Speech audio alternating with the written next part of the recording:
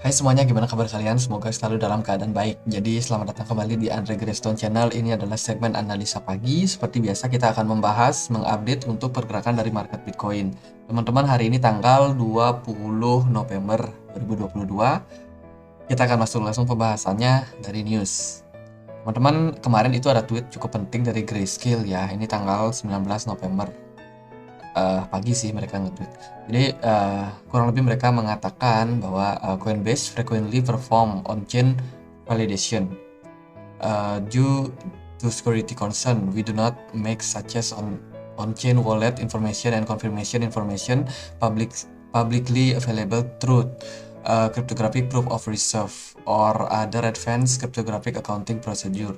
Jadi intinya mereka ini kan adalah salah satu perusahaan manajer investasi yang mengelola dana berupa cryptocurrency. Jadi kalau kita ambil dari koin investasi ya, jadi Grayscale itu adalah perusahaan investasi pengelola dana amanah atau trust fund. Jadi bisa dibilang ini adalah perusahaan manajer investasi yang dana kelolaan mereka itu bukan saham, bukan obligasi seperti reksadana pada umumnya, tapi kripto teman-teman. Jadi sesuatu yang berbasis dengan kripto. Jadi kalau kita lihat dari tweetnya itu mereka ya bisa dibilang mereka tidak melakukan validasi tambahan karena sudah dilakukan oleh Coinbase. Artinya adalah mereka membeli cryptocurrency itu dari Coinbase. Dan Coinbase sudah melakukan validation ya, proof of reserve. Lalu kenapa mereka harus melakukannya kembali? Nah, ini menjadi news yang sangat penting karena dicurigai bahwa Grayscale ini melakukan manipulasi terhadap pembelian cryptocurrency mereka karena mereka tidak berani untuk menunjukkannya ke publik dalam bentuk proof of reserve-nya. So ya ini lagi rame sih di grup-grup. Terus juga mungkin dari kalender ekonomi nggak terlalu banyak. Besok ada pidato aja nih dari European Central Bank. Mungkin akan sedikit berpengaruh terhadap keputusan mereka ya, karena inflasi kan kemarin meningkat nih di Uni Eropa. So akan berpengaruh terhadap pergerakan dari dolar dan juga euro, dan tentunya mungkin akan berdampak juga sama Bitcoin. Lalu gimana pergerakan dari Bitcoin? Teman-teman kemarin sideways ya. Jadi 2 hari terakhir di hari Jumat dan juga di hari Sabtu kemarin closing dari Bitcoin di time frame daily itu nggak bagus sama sekali. Kalau kita lihat sih dari segi pergerakannya dia hanya bikin doji. Di sini Dragonfly Hammer atau Dragonfly Doji. Jadi ya cuma doji aja, nggak ada isinya teman-teman. Dilihat dari volume perdagangan juga taktis menurun all the time. Ini dari ini mengganggu. Jadi penurunan sudah terjadi dari 9 November, artinya awal bulan November ini penurunan beruntun terus-terusan pada volume dari Bitcoin. Dan saat ini teman-teman di perdagangan hari Sabtu kemarin kita bakalan closing time frame daily yang sepertinya bakalan kembali merah nggak ada isinya sih sebenarnya. Artinya adalah pergerakan seperti ini menunjukkan bahwa Bitcoin berada dalam kondisi yang ambigu, artinya ketidakjelasan. Bitcoin nggak jelas arahnya kemana, bahkan lebih nggak jelas dari yang kemarin-kemarin fase sideways ini.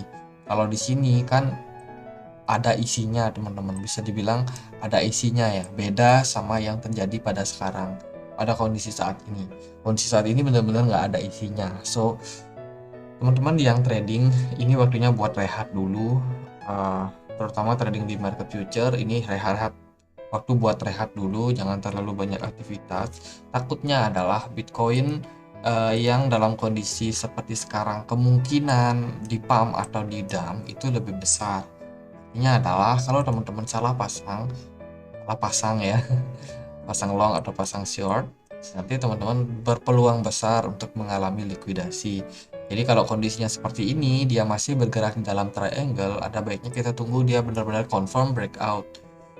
Dan kita belum melihat sama sekali konfirmasi dari Bitcoin breakout. Bahkan ketika kemarin dia beberapa kali testing di level 17 ribuan, Bitcoin selalu reject teman-teman dari level tersebut.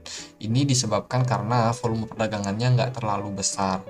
Jadi benar-benar kalau kita cek ke belakang itu beruntun ya, dari kejadian dari FTX sampai saat ini. Bagaimana disusul kemarin ada BlockFi, Genesis yang juga mengalami masalah. Jadi kan ini menyebabkan kepercayaan investor itu pada Bitcoin semakin menurun. Nah, menurunnya kepercayaan ini teman-teman berdampak pada pergerakan chartnya. Kalau kita hubung-hubungkan nih, posisi Bitcoin saat ini menurut saya cukup mirip ya. Jadi pergerakan sideways ini cenderung turun. Kalau dilihat dari RSI juga dia sudah sempat menyentuh level jenuh jual. Kemudian dari segi indikator token itu juga tidak ada volume, tidak ada aktivitas yang signifikan dari market maker. Ini mirip sekali seperti yang terjadi waktu di kejadian di sini di 2018 Desember. Ini menjelang awal tahun sih. Dan kalau kita lihat dari kejadian saat ini, kita lagi di fase bulan November. Jadi kalau kejadian ini sih di bulan Novembernya kita udah berada di bawah ya. November kita udah berada di bawah, bahkan kondisinya tetap sideways sampai di bulan awal Januari. Barulah di sana dapat momentum buat Bitcoin kembali melanjutkan tren bullishnya, which is ini sangat mirip sama kondisi Bitcoin saat ini. Kalau kita lihat juga di sini ada kecenderungan dia divergence, dilihat dari RSI-nya sendiri. Ini adalah salah satu divergence juga yang terbentuk. Ini agak, jadi kalau kita lihat dari RSI dia udah capai level jenuh di sini, jenuh beli. Maksudnya jenuh jual ya. Dan pas itu adalah bottom dari Bitcoin. Kemudian RSI-nya mengalami tren kenaikan. Di sini juga indikator lokernya nggak terlalu banyak aktivitas market maker. Artinya adalah teman-teman di posisi ini ada indikasi akumulasi sedang terjadi pada Bitcoin. Jadi akumulasinya cukup panjang. Setelah itu boom. Di sini ada satu candle bullish Marubozu di sini ya. Terus juga diikuti dengan mulainya meningkatnya volume dari market maker yang masuk. Dan kalau kita hubungkan dengan pergerakan dari Bitcoin yang saat ini juga kurang lebih mirip. Bahkan Bitcoin saat ini lebih jelas ya, bentuknya terpola, ada falling wedge di sini. Artinya adalah posisi saat ini menurut saya cukup menarik buat Bitcoin sebagai fase akumulasi.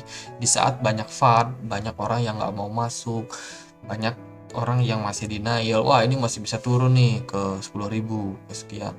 Iya mungkin aja teman-teman, tapi market maker biasanya selalu berpikir bertolak belakang dengan retail. Ketika banyak news mengatakan Bitcoin bakal ke 12.000, bakal ke mana, itu biasanya nggak kejadian sih. Sama kayak Elon Musk kemarin bilang Dogecoin mau ke $1, ternyata di $0,8 udah dibanting.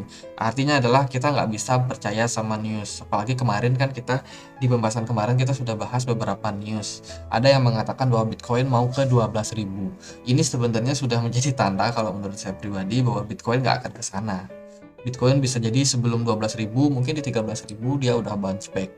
Jadi di market kalau ada news, ada analisa sesuatu yang dipublikasikan di pemberitaan besar di media-media besar, itu biasanya nggak kejadian. Biasanya loh ya, bukan pasti. Terus juga kalau kita hubungkan dengan bear market yang terjadi waktu di Desember 2014 juga kurang lebih mirip ya. Bagaimana Bitcoin sudah mencapai level jenuh beli, jenuh jual teman-teman, jenuh jual. Bitcoin sudah sampai level di jenuh jual, kemudian dari RSI-nya mengalami penguatan, pergerakan masih dalam posisi akumulasi sideways, ternyata ya benar-benar bergejolak dan naik. Dan di sini juga dari segi indikator token menunjukkan bahwa tidak ada pergerakan market maker. Jadi kurang lebih progresnya mirip-mirip aja di tahun 2019 awal dan juga di 2015 awal ini. Dan ini juga sama bertepatan di awal tahun, akhir tahun awal tahun. Mungkin potensi ini juga mirip sama pergerakan dari Bitcoin saat ini ya. Ini juga bertepatan dengan akhir tahun menjelang awal tahun. Kalau memang kita menggunakan data dari riwayat ini, berarti Januari, Februari dan seterusnya di sana baru kita bisa menemukan momentum Bitcoin bullish. Ya kalau kita melihat dari berdasarkan historical ini, tapi kalau ternyata datanya ini nggak terlalu valid, nggak bisa kita gunakan, ya nggak apa-apa. teman-teman yang mungkin udah ambil barang kemarin ya tinggal tunggu aja Bitcoinnya naik gitu. Kalau masih bisa turun ya cicil di bawah lagi. Ya gitu aja sih untuk pembahasan Bitcoin karena masih saya tulis aja. Semoga satu outlook ini bisa bermanfaat buat teman-teman ya. Dan juga kalau kalian misalkan punya pertanyaan lain, punya pendapat lain nih, wah nggak kayak gitu nih Bitcoin bakalan bikin bullish penan atau bearish penan. Nanti dia breakdown turun dari 16 ribuan turun ke kisaran 14 ribu, ya mungkin saja terjadi hal tersebut teman-teman.